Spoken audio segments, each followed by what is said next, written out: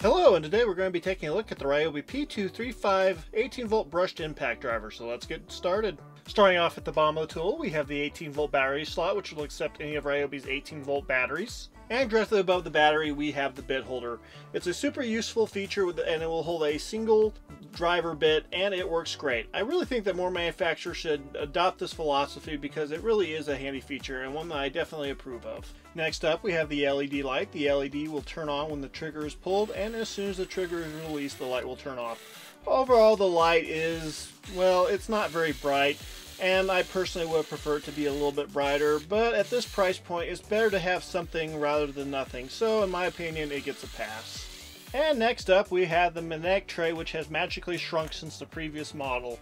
Now, it's not as bad as on the newest generation of tools from Ryobi, which has done away with the magnetic tray and bit holder completely, so in my opinion, it still gets a pass. It can still hold a screw or two or a bit or two, so it still is a useful feature to have. So, in my opinion, it's still a pro that this tool has it. Next up, we have the hand grip. The hand grip has a nice rubberized texture, which isn't too soft or too hard, and the ergonomics actually feel pretty good. So overall, I have to say, considering the price of this tool, the hand grip is actually very good. Okay, moving on to the trigger. Now the trigger is just a basic variable speed single finger trigger, and it does its job just fine. There really is no wobble or play to either side, and the definition in between the different speeds is just fine as well. The biggest difference in between the different speeds would probably be in between the second highest speed and the highest speed. There's a little bit of a power surge there, and you'll definitely notice it, but it's not a deal breaker and it's completely manageable. So overall, the trigger works just fine on this impact driver. Nothing really to write home about. Next up after the trigger, we have the forward/reverse/locking switch. Overall, the switch doesn't feel horrible. There's a little bit of a play there with a little bit of looseness, but it doesn't feel horrible, and it doesn't feel like it's going to fall apart. It does feel a little bit plasticky, but other than that, I think it'll work just fine.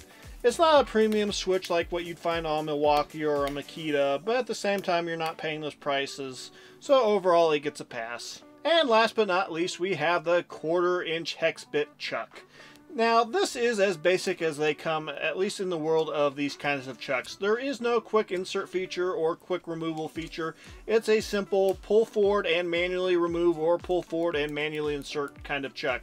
But at this price point, you really can't expect it to have any sort of advanced features. I guess I've just been spoiled by some of the other impact drivers that I own, and the fact that you can change the bits much easier on those. But at the same time, it's still easier than using a regular drill chuck for changing the bits, so another pass. Weight-wise, the impact driver with a 4 amp hour battery and a drill bit weighs 1,926 grams.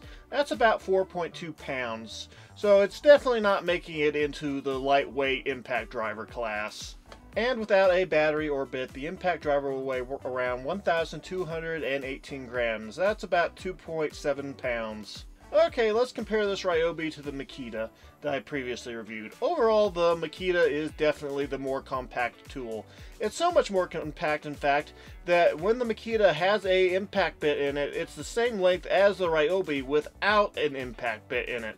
So overall, you're definitely going to be able to get into a lot more tight spaces with the Makita than you can with the Ryobi.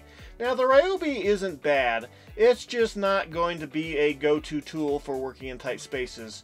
If you're going to be working in tight spaces, you're probably going to be better off working with a different impact driver or getting one of the right angle attachments that will allow you to get into tighter spaces.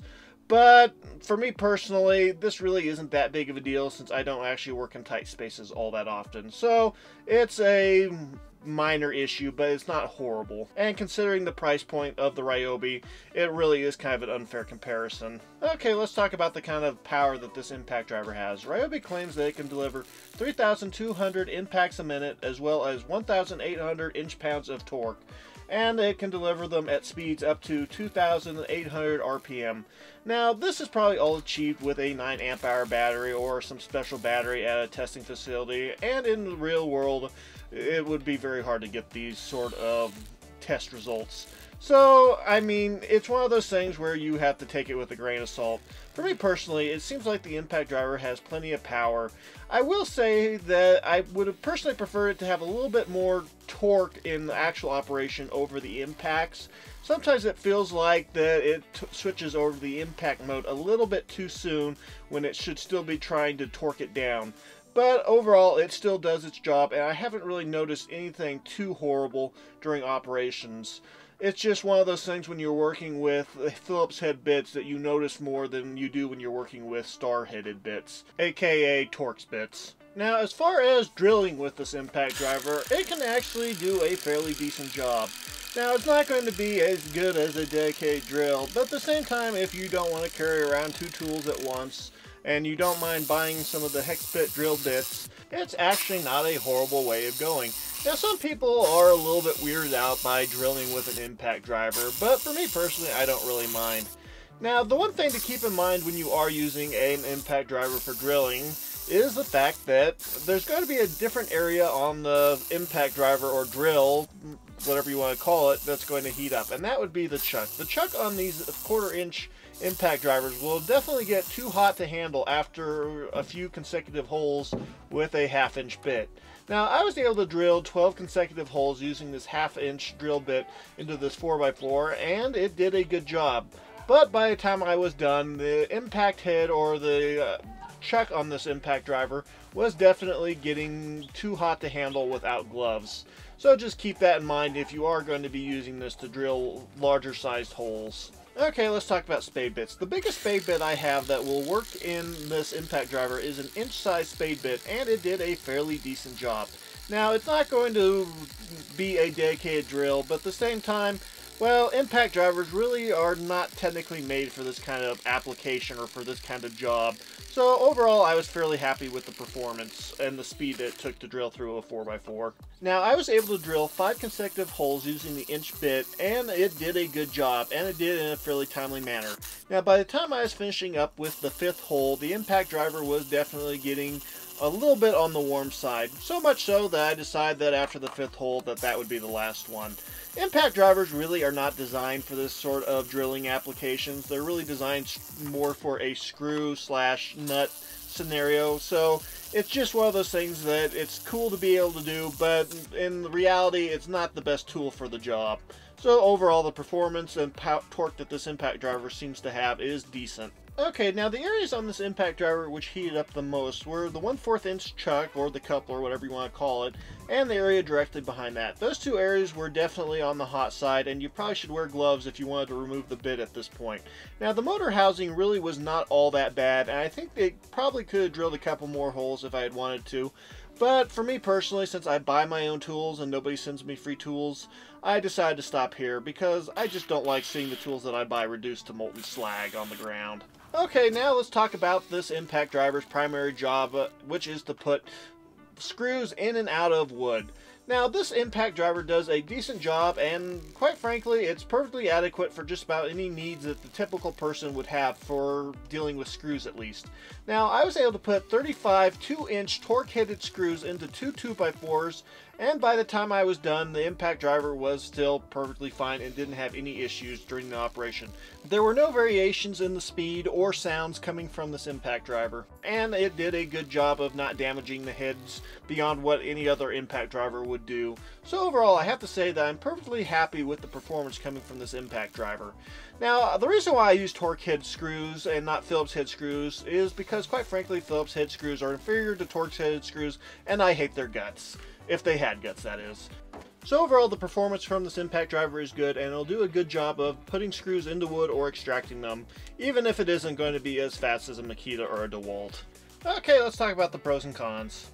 And the first pro is 18 volts. Overall, 18 volts is definitely my personal favorite voltage for handheld power tools. 18 volts provides plenty of power and will be able to finish most jobs perfectly fine. And you'll be able to adapt batteries over from other brands if you choose to do that. So overall, definitely a pro. And the second pro is the price. Now the price on this impact driver is right around $60 tool only. But during the holidays and during certain times of the year, you can actually get it for around $60 with a battery and charger if you just keep your eyes open. And if you choose to purchase it refurbished over at Direct Tools Factory Outlet, you can actually get it for around $20, which is actually not a bad way of going if you don't mind getting refurbished. So overall, it's not a bad price on this impact driver. And the third pro would be power. Overall, this little impact driver has plenty of torque and plenty of power, and will be able to handle just about any job that the typical homeowner or DIYer will be able to throw at. So this is another pro. And the fourth pro would be the bit holder. I love having the bit holder. It is super useful and super handy when you're dealing with projects that require multiple kinds of fasteners. I definitely think this is a feature that should never be removed, and Ryobi was really stupid to remove it on later generations of tools. So definitely a pro that this tool has it. And the next pro would be the build. Overall, the build, considering the price point, is actually very good. About the cheapest thing on it would probably be the Mode Selector switch, and I really don't think it actually feels that bad on this particular impact driver. So definitely another pro in my opinion. And another pro would be the fact that it has an LED. Considering the price point of this tool, it is definitely a nice feature to have, and it will definitely save you time and energy if you're working in a dark environment. So another pro. And the first meh is the mag tray. It's shrunk since the previous model, and it's a little bit of a disappointment. I'm glad that it still has it, but at the same time, I really would have preferred the full-size mag tray to the smaller version. So that's why it made it onto the meh list. And the next meh is the forward/reverse switch. Overall, it's not a bad switch, and it'll do its job, and I don't think you're going to have any issues with it. It just feels a little bit cheap, and so that's why it's not really a con and it's not really a pro. It's just meh. And the next meh is the chuck or coupler. Now, the chuck on this impact driver is just a standard no frills chuck. You have to pull it forward to remove something. You have to pull it forward to insert something. There's no quick insert or quick release feature, and so it's just not really anything to write home about. It's just meh. And the first con would be the size. This impact driver is definitely not a small impact driver, and definitely not one that I would personally use for working in tight spaces. I think the length of it is a little bit too long, and it's going to make working in the tighter areas of a cabinet or inside a attic or crawl space a little bit more tricky. So I would definitely say that if you're working in tight spaces all the time, you would probably want to avoid this impact driver. And the next con is no belt clip or strap point. I can understand not including a belt clip or a strap, but I can't really understand not including a place to attach either one. The fact you can't attach either to this impact driver definitely makes it a con. And the last con would be battery life. Overall, the battery life isn't bad when you consider that it's using a large brush motor and it has plenty of power. But if you end up purchasing this in a kit and it includes the smaller 1.5 amp hour batteries, you're going to be disappointed.